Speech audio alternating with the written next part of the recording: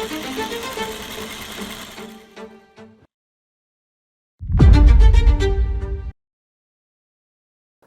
everybody, my name is Parnavi Bangar and I'm an architect. I have a certificate course in conservation, but I have always been interested in the architectural heritage of our country. So during my 5th year of architecture, I happened to visit this magical place called Hampi, and I was visiting with my family. So because I was with my family, I was explaining my little brother that even though all that you can see right now is the ruins, but this structure was once like a two-story structure, and it had beautiful ornamented pillars, and there was a chajja and parapet and this and that. But with all the architectural description that I was giving him, all that he could see was the ruin in front of his eyes. So I thought maybe I have a clear idea of how that used to look like. So I thought, I know how to sketch. I know a bit of Photoshop. Maybe I should give it a try.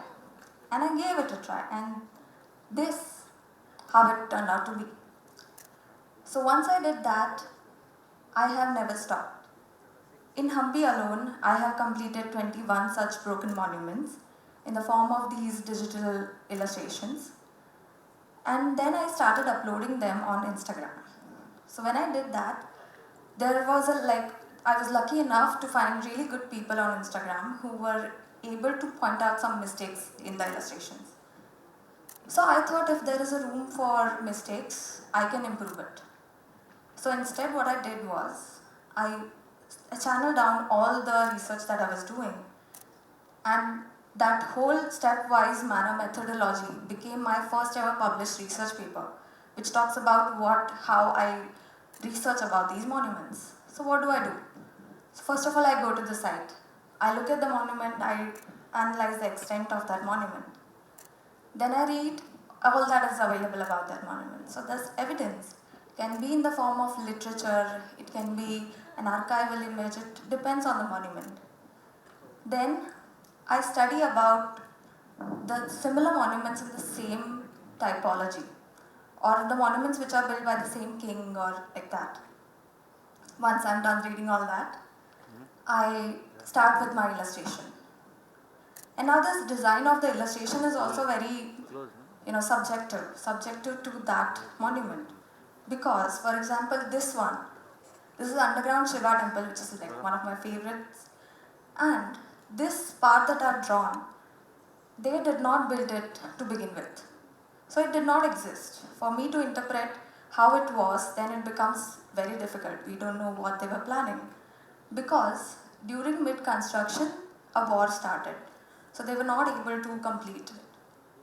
So for this, the extra research that I did was about what all are the motifs, the sculptures and the carvings which are associated with Lord Shiva, because the temple is dedicated to Shiva. So after studying that, I thought maybe I can be the architect of this monument now, and I designed the illustration. Sometimes the research work is not that difficult. For example, this monument, the Vimana that you can see on the top, it was fallen after the British time because it was maybe not conserved in time or something. So an archival image itself exists. So I don't have to research a lot before coming up with an illustration. Apart from Hampi, I have done a bunch of other locations. Like this is Raigad Fort and that's Basapet. This is Marthan Sun Temple in Kashmir. This is Shiv Mandir in Ambarnath, Maharashtra. And these are a few temples in Tamil Nadu. So, I believe that every monument tells a story, and all we need to do is to listen. So here's a story of Siru Mahadev temple in Nepal. So when I went to Nepal, this is how I found the monument to be. And I thought maybe I should research about the monument a bit. So when I started researching about it, I found out that it had fallen in an earthquake, and that's why all that you can see is a plinth. But this is not the first time the monument had fallen in an earthquake. It was actually the second time. So originally, The structure used to look something like this. And after the first earthquake, the superstructure after the plinth was fallen and they rebuilt it. And they rebuilt it something like this. So now even the white structure fell in some other different earthquake, after which I went to Nepal.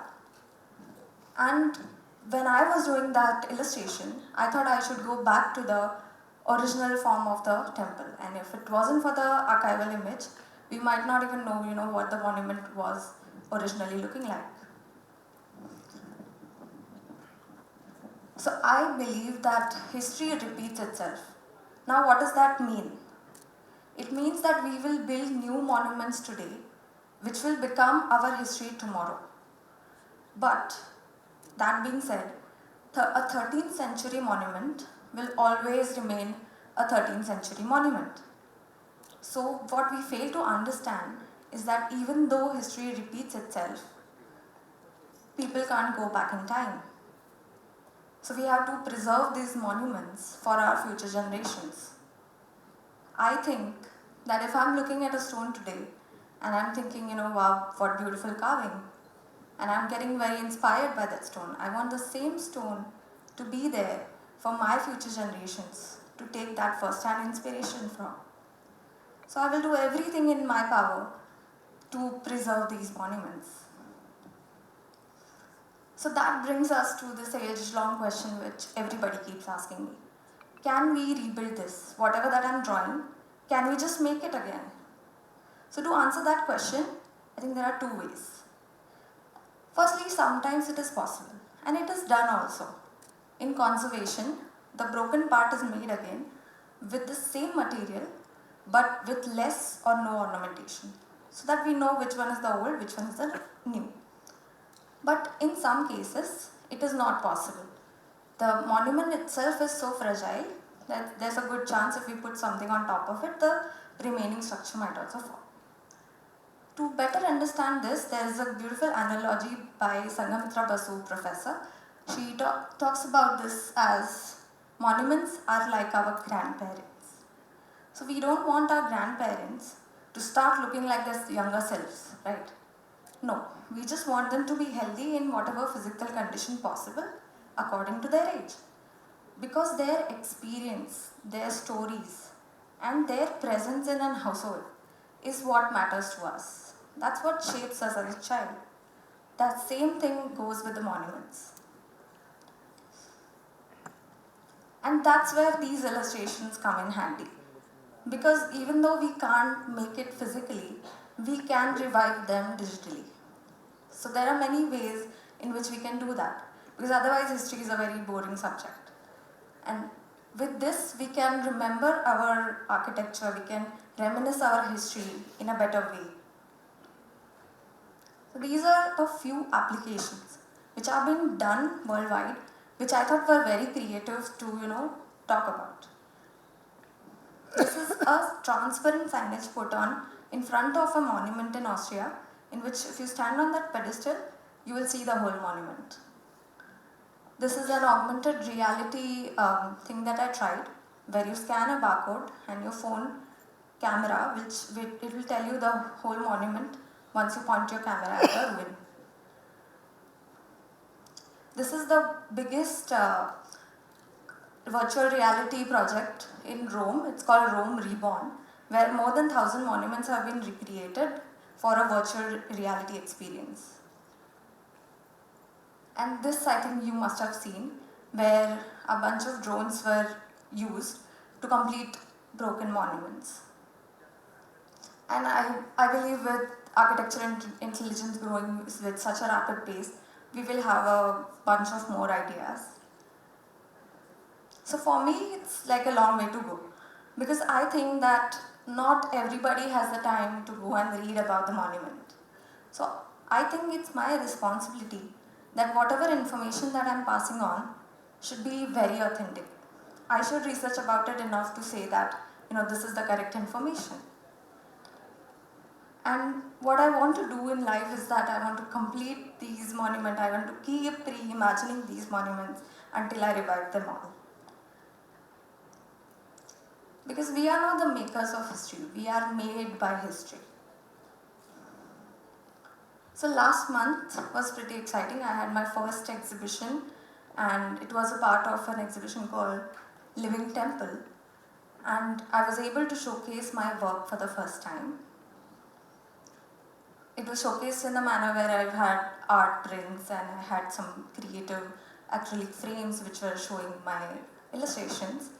And the best part about that exhibition was that I got a chance to explain my work to none other than K.K. Mohammed himself.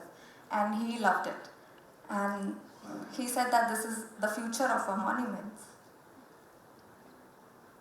The highlight of this exhibition was this installation that I had as the center of the exhibition. So the installation is called Tattva Drishti, and it talks about the truth behind temple architecture. So every religion has a philosophy, and that philosophy gets translated into architecture. So what is the philosophy behind temples? So we believe that Tattvamasi, whatever that we seek, is within. But how do you translate that into architecture?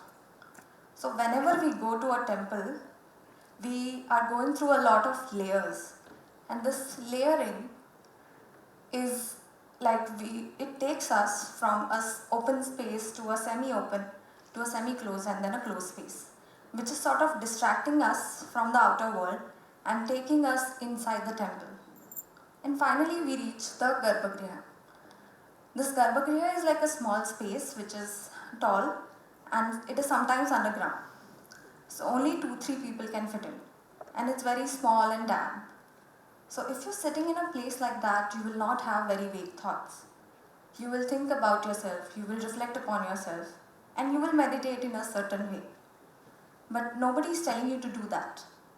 Without instructions, you are feeling in a certain way, and architecture is making you feel that way.